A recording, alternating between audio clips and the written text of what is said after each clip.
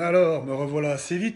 Bon, je ne comptais pas parler de la plateforme CyberGuardian FR avant quelques vidéos, mais au vu de la discussion qui s'est déroulée sur le fil Twitter de Tolo, j'ai décidé d'apporter une réponse à Monsieur Rob, l'un des porteurs de ce projet.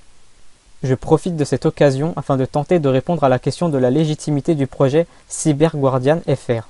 Suite à sa vidéo de propagande de 2 heures, Aline demande à ses abonnés de noyer les commentaires de cœur en disant que c'est pour noyer la haine. Cela est faux puisque l'on peut désactiver les commentaires ou sélectionner les commentaires qui peuvent être postés publiquement. De plus, les commentaires contribuent au référencement d'une vidéo sur YouTube. Autrement dit, si Aline a demandé à ses abonnés de spammer des cœurs, c'est dans l'unique but de référencer sa vidéo afin qu'elle soit plus visible et ainsi manipuler encore plus de monde avec sa propagande. Elle a donc manipulé ses abonnés qui d'ailleurs n'ont pas eu l'intelligence de se poser des questions et ont exécuté les ordres comme des zombies dénués de raison. Par la suite, cette idée de spammer des cœurs lui aurait donné l'idée de mettre en place la plateforme CyberGuardian FR avec l'appui de l'avocate influenceuse Laure Alice Bouvier. Aline cherche donc à profiter de cette affaire qu'elle a elle-même créée afin de se construire un autre business aux côtés de sa collaboratrice Laure Alice, avec laquelle elle a déjà collaboré dans certains business. L'origine de ce projet est donc l'opportunisme de 2 harceleuses et manipulatrices. Suite à cela, Tolo dans sa vidéo L'affaire Marvel Fitness partie 25, l'imposture de cette lutte contre le cyberharcèlement du 20 novembre 2020 évoque la légitimité de cette plateforme. Je tiens à préciser que dans sa vidéo, il n'a jamais mentionné les développeurs du projet, mais avait uniquement parlé d'Aline et de son avocate, qui sont contributrices et porteuses du projet, ce qui remet complètement en cause sa légitimité au vu de leurs passifs, ainsi que de leurs motifs et de leurs intérêts. Pourtant, cela n'a pas empêché l'un des porteurs du projet à commenter dans le fil Twitter de Tolo. On peut donc se questionner sur le rôle de ce développeur dans cette affaire. Il dit qu'il n'a rien à voir dans l'affaire Marvel et pourtant il regarde une vidéo qui parle de cette affaire et il commente cette dernière avec agressivité. S'il n'avait vraiment rien à voir avec tout ça, alors pourquoi se sent-il visé? Au début, il dit qu'on aurait jugé de sa légitimité. Or cela est faux, il n'a jamais été mentionné et la légitimité en question concernait Laure Alice et Aline. Puis plus loin, il dit que comme c'est le projet qui est visé et qu'il est l'un des porteurs du projet, alors il a le droit de se sentir visé. Il faudrait savoir. C'est toi qui es visé ou le projet? Car ce n'est pas la même chose. Et puis changer de version en cours de route ne fait que montrer ta malhonnêteté et ta mauvaise foi. D'autant plus que le fait de se sentir visé ne concerne que toi et personne d'autre. Tu ne peux en aucun cas accuser qui que ce soit de ton propre ressenti. D'ailleurs, à un moment tu dis, au lieu de vous baser uniquement sur votre expérience, essayez de vous renseigner auprès des professionnels et ou codes régissant notre droit. Dis-moi, ce ne serait pas l'hôpital qui se fout de la charité là par hasard? Mais c'est plutôt toi qui devrais te renseigner sur les personnes qui mettent en place votre projet. T'es-tu renseigné sur l'affaire Marvel pour savoir s'il était coupable ou innocent? As-tu vérifié toutes les informations liées à cette affaire et les as-tu mis en perspective? As-tu fait preuve d'esprit critique et as-tu douté de tout ce qu'on t'a présenté ou as-tu avalé ce qu'on t'a présenté comme un mouton? De mon côté, je me suis renseigné, j'ai fait beaucoup de recherches, j'ai pris énormément de recul. J'ai tenté de tout mettre en perspective afin de retracer les événements tels qu'ils sont réellement et non pas tels qu'on veut me les présenter. De ce fait, je suis de loin plus légitime que toi pour parler de cette affaire. En effet, l'une des caractéristiques de la légitimité est la qualité du fondement, c'est-à-dire son bien fondé. Mais j'y reviendrai, sois patient. D'autant plus que tu fais une comparaison foireuse, puisque pour qu'une comparaison soit pertinente, il faut que les 2 éléments comparés le soient à situation égale. Or là, tu as pris un exemple aléatoirement, sans avoir cherché un exemple qui présenterait les mêmes caractéristiques que le jugement de Marvel. D'ailleurs, je t'aide un peu. Les jugements qui se sont passés dans les mêmes conditions que celui de Marvel ont soit abouti à une non-condamnation, soit ils ont abouti à une condamnation due à de la corruption. Autrement dit, aucune affaire similaire ne peut aboutir légalement à une condamnation. Puis tu rappelles que lorsque la décision est définitive, il est interdit de dénigrer en invoquant l'article 434-25 du Code pénal. Très bien, allons voir cet article. Que vois-je? Tu dis encore n'importe quoi. L'article 434-25 du Code pénal stipule que le fait de chercher à jeter le discrédit publiquement par acte, parole, écrit ou image de toute nature sur un acte ou une décision juridictionnelle dans ces conditions de nature à porter atteinte à l'autorité de la justice ou à son indépendance est puni de 6 mois d'emprisonnement et de 7 500 € d'amende. Attends, je répète la partie qui manque à ta compréhension. Dans des conditions de nature à porter atteinte à l'autorité de la justice ou à son indépendance. Cela signifie que pour conserver l'indépendance et donc la neutralité du jugement, aucune interférence ne sera tolérée. Après tout, après un jugement, des personnes peuvent être dans le déni de la réalité et ne pas accepter un jugement à cause de certains biais cognitifs et émotionnels. Cependant, cela ne vaut que si l'indépendance est respectée pendant la décision juridictionnelle elle-même. Par exemple, si on reprend le procès du 21 septembre 2020, lorsque Marvel a été jugé en première instance, il apparaît clairement que l'indépendance n'a pas été respectée puisque l'avocate Laure Alice Bouvier a littéralement craché sur le code de déontologie des avocats européens, dont l'article qui évoquait l'indépendance du juge. Autrement dit, le jugement de Marvel n'avait pas respecté l'indépendance et il a été condamné arbitrairement, sans aucune neutralité ni aucune objectivité. Dans ce cas de figure, l'article 434-25 du Code pénal est inutilisable puisque le procès lui-même était illégal. On ne peut pas porter atteinte à une indépendance qui n'existe pas. Moi, j'attendrai ce jugement avant de dire s'il est discutable ou non. Après tout, une société dans laquelle on ne peut pas discuter un jugement lorsque celui-ci est mauvais est une dictature. Tu dis que tu es intéressé par le droit dans ta bio, mais être intéressé et se renseigner en usant de sa matière grise n'est pas la même chose. Prends cette remarque comme une critique pouvant servir à te faire grandir. Ensuite, tu affirmes que entre discuter d'une décision et dire que notre personnel de ministère de justice est corrompu, il y a une ligne que je ne franchirai pas, peu importe la décision. Concernant cette phrase, ce qui me dérange est la dernière partie, peu importe la décision. Cela signifie donc que même pour une décision arbitraire ne reposant sur absolument rien, tu n'émettras aucun doute. Si tu pensais être malin en disant cela, tu n'y es, mais alors pas du tout. Si tu crois que des décisions issues d'une corruption en amont n'existent pas, c'est que tu n'as jamais ouvert de livre d'histoire de ta vie, car des cas comme cela ont eu lieu à plusieurs reprises. Et non, aujourd'hui l'être humain n'a rien de plus que ses prédécesseurs. Donc cela peut très bien se reproduire, et c'est même le cas d'ailleurs. Visiblement, tu n'es pas au fait de la situation en France, puisqu'il y a eu plusieurs tentatives de faire condamner des individus afin de les réduire au silence, et ce depuis des décennies. Et ça ne s'est toujours pas réglé. L'affaire Marvel est juste la continuité de ce conflit qui se déroule au sein de notre société. Mais j'en parlerai dans une autre vidéo. En bref, ta phrase montre juste que tu ne sais pas faire preuve d'esprit critique et que tu n'as pas le courage de te positionner, ce que je peux comprendre puisque moi non plus je n'apprécie pas cela en principe. Puis tu parles des tribunaux populaires en disant que tu es contre. Je peux le comprendre puisque moi aussi je n'apprécie pas souvent les tribunaux populaires qui sont souvent bruyants, ce qui noie des informations qui peuvent être intéressantes. Toutefois, il existe un cas de figure où les tribunaux populaires prévaut sur les tribunaux officiels. Il s'agit du cas où les tribunaux officiels outrepassent leurs limites et les textes auxquels ils sont soumis, et bien évidemment, c'est le cas pour l'affaire Marvel. Voilà pourquoi je suis favorable au mouvement sur les réseaux sociaux qui apportent leur soutien à Marvel, car les tribunaux officiels ne sont pas fiables dans cette affaire. Et si tu ne me crois pas, alors pose-toi les questions suivantes.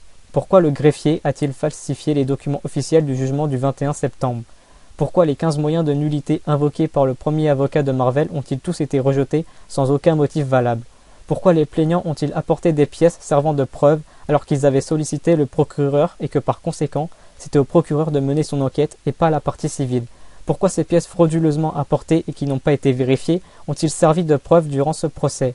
Pourquoi les plaignants ainsi que l'avocate Laure Alice Bouvier mentent-ils sur les réseaux sociaux en affirmant que les pièces ont été constatées par huissier alors que cela est faux et qu'en plus une constatation d'huissier n'a pas de valeur probante dans le pénal? Pose-toi toutes ces questions et réfléchis en prenant du recul. La première étape de la réflexion est de se poser des questions. Donc toi qui es intéressé par le droit, pose-toi des questions, réfléchis et constate par toi-même la supercherie qu'est cette affaire.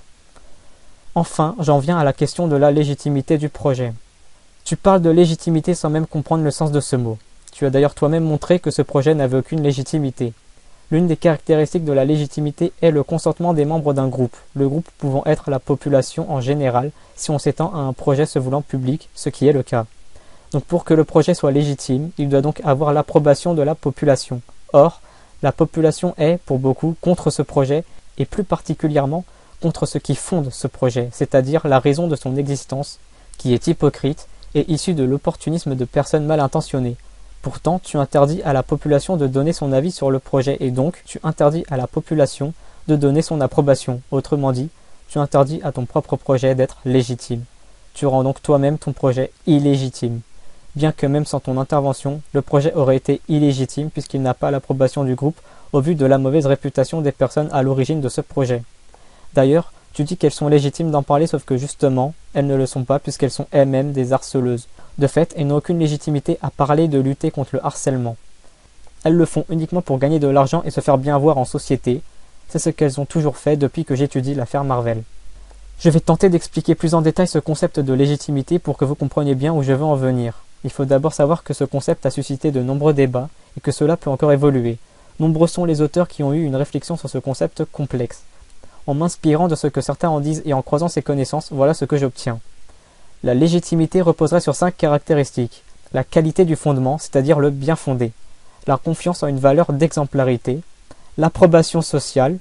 La soumission à l'autorité et donc à la confiance accordée au pouvoir, par exemple le statut, la fonction de puissance ou d'influence comme le droit et la légalité, ainsi que l'exigence de la justification. En s'appuyant sur ces caractéristiques, on peut catégoriser différentes formes de légitimité. La légitimité formelle, c'est ce qui est conforme au droit, aux lois. Elle repose sur l'aspect légal de la légitimité et la soumission à l'autorité, c'est-à-dire du pouvoir légitime, dont la légitimité provient de l'acceptation et de la confiance qui lui est accordée. On peut également parler de légitimité sociale. C'est ce qui est conforme à la morale et aux attentes sociales. Elle repose sur une identité collective et sur le rapport à des intérêts communs. Cette légitimité prend la forme d'un accord tacite et consensuel reposant sur une morale, une éthique et donc un bien fondé qui accorde du mérite aux actions humaines. Autrement dit, est légitime ce qui passe par la reconnaissance et l'approbation sociale. De manière générale, on peut dire que la légitimité correspond à ce qui est conforme à la loi et donc au droit, mais aussi à ce que l'on qualifie de droit supérieur ou naturel, c'est-à-dire par la morale, la justice, et dicté par le bon sens et la raison. La légitimité est donc raisonnablement justifiée. La conscience morale produit en nous une indignation, et y désobéir nous expose à des sanctions morales. En outre, elle prend la forme d'un contrat entre le locuteur, détenteur du pouvoir, et l'interlocuteur qui accepte l'existence de ce pouvoir. La légitimité se base donc sur un consensus entre les deux parties. Cependant, la légitimité ne doit pas être confondue avec la légalité. La légalité correspond à ce qui est conforme aux lois en vigueur, c'est-à-dire imposées par le législateur, et y désobéir nous expose à des sanctions juridiques. Il y a donc une différence entre la justice définie par les lois d'un État et une norme supérieure de justice de nature morale. D'ailleurs, en philosophie politique, il est considéré que ce qui est posé par une loi injuste est certes légal, mais ce n'est pas pour autant légitime d'un point de vue moral. Ainsi, un acte légal peut être illégitime, tandis qu'un acte illégal peut être légitime. En outre, il n'y a pas de pouvoir politique ou législatif sans légitimité, puisque cette légitimité sera statuée après que ce pouvoir soit passé par l'exigence de la justification. Comme le rappelle Amin Malouf, la légitimité est ce qui permet au peuple et aux individus d'accepter, sans contrainte excessive, l'autorité d'une institution, personnifiée par des hommes et considérée comme porteuse de valeurs partagées. Si on compare le projet du CyberGuardian FR à la description de la légitimité émise précédemment, voilà ce que l'on obtient. Concernant la qualité du fondement et donc du bien fondé, le projet se fonde sur la manipulation de la masse afin de mettre en place un business hypocrite. Ce projet ne respecte donc pas le bien fondé intrinsèque de la légitimité. Concernant la confiance en une valeur d'exemplarité, les personnes à l'origine du projet sont elles-mêmes des harceleuses et des manipulatrices. Elles ne sont donc pas des exemples dans la lutte contre le cyberharcèlement, bien au contraire. Concernant l'approbation sociale, les personnes à l'origine du projet ayant mauvaise réputation aux yeux de bon nombre de personnes, alors elles n'ont pas l'approbation sociale de concevoir un tel projet. Cela a pour conséquence d'impacter l'approbation sociale du projet lui-même. Concernant l'exigence de la justification, étant donné que les porteurs du projet interdisent à la population de donner leur avis sur le projet, ils empêchent ce dernier de passer par l'exigence de la justification. Ainsi, le projet ne peut pas être légitimé, ce qui le rend de fait illégitime. De plus, ce qui justifie ce projet et donc le motif de création de cette plateforme est d'instaurer un business en profitant de l'affaire Marvel et donc de la souffrance d'un individu afin de manipuler la population et se faire de l'argent sur leur compte en se construisant faussement une bonne image au sein de la société. Autrement dit, ce projet n'est pas justifié par le bon sens et la raison, mais par l'opportunisme et l'intérêt spontané. Concernant la soumission à l'autorité, les personnes à l'origine du projet ont la capacité de faire office d'autorité par le biais du droit et de l'influence. Toutefois, la légitimité n'étant pas la légalité et les caractéristiques précédentes n'étant pas respectées, cette capacité ne suffit pas à rendre légitimes ces personnes ainsi que le projet. Ainsi, ce projet porte en lui une autorité illégitime ou plus précisément un pouvoir illégitime, l'autorité étant le pouvoir légitime, le pouvoir dont on accorde notre confiance, puisqu'il s'impose en rejetant le processus de légitimation.